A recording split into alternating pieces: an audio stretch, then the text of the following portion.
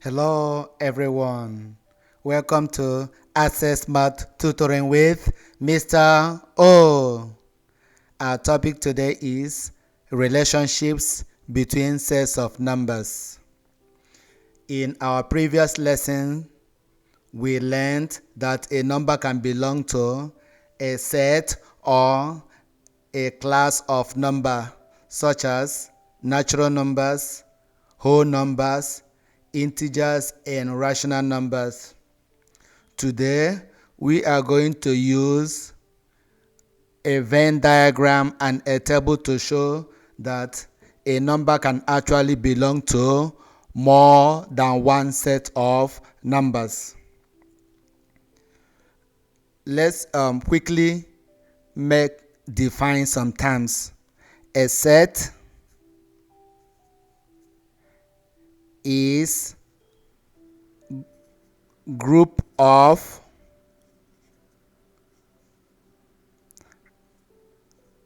class of. So a set of number is a group of number or a class of number. Next, we are going to define subset. A subset is a part of a set. Part of a set. Now, we are going to sort set of numbers using a Venn diagram and a table. Now,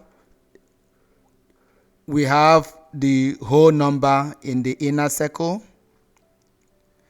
Notice that the whole number, the inner circle is completely inside the integer circle. So a whole number is a subset of an integer.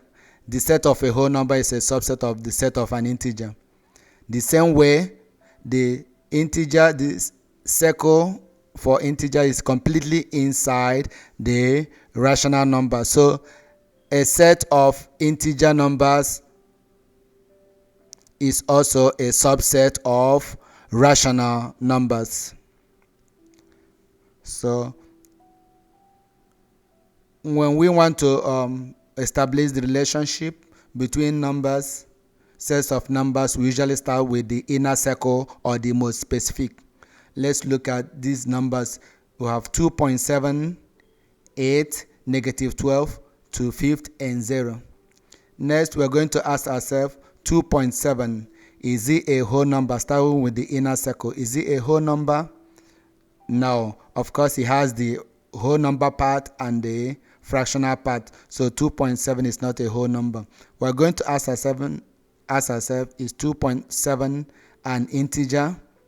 Remember, integers are whole numbers and they are opposite. So 2.7 is not a whole number, it's not an integer. So is 2.7 a rational number? Yes. Rational numbers include fractions and decimal. So we have 2.7 as a rational number. Next, we are going to look at number 8. Is number 8 a whole number? Yes. Remember, whole numbers are 0 and the counting numbers. So 8 is a counting number, it's a whole number. Next, we are going to look at negative 12. Is negative 12 a whole number? No. Whole numbers are 0 and the counting numbers. Negative 12 is not a counting number. Is negative 12 an integer? Very good. Yes, of course. It's an integer. Integers will have whole numbers and their opposite. Negative 12 is just the opposite of 12. So negative 12 is an integer. Next is 2/5. Is 2/5 a whole number? No. Is it an integer? No. Is it a rational number? Yes. Rational numbers includes all these other numbers plus the decimal numbers and fractions. So this is a fraction. So 2/5 is a rational number. 2/5. Next, we are going to look at 0. Is 0 a whole number? Remember, whole numbers are counting numbers and 0. Yes, of course, it's a whole number. So we can also establish the relationship between these sets of numbers, showing that a number can actually belong to more than one set of numbers using tables. So like we said, 2.7 is 2.7 a whole number? No. Is it an integer? No. Is it a rational number? Yes. 8, is it a whole number? Yes. It's also an integer and a rational number. Next is negative 12. Is negative 12 a whole number? No. Is negative 12 an integer?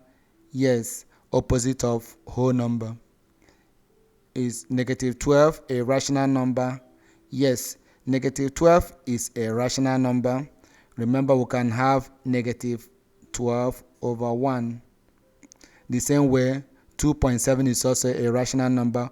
2.7 is actually 27 over 10. So it's a rational number. 2/5, is it a whole number? No. Is 2/5 an integer? Integers are whole numbers and they are opposite. No. Is it a rational number? Yes, it's a fraction. Is 0 and a whole number? Yes, it's also an integer and it's also a rational number. The next example will be for your practice.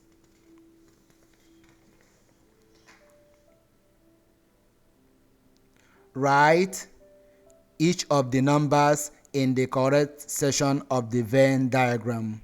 We have 23, -7, 0.6, -2, -0.25, 11, -6, 1/4, and 0. Go ahead and write these numbers in their correct section. I will give you a little time to practice.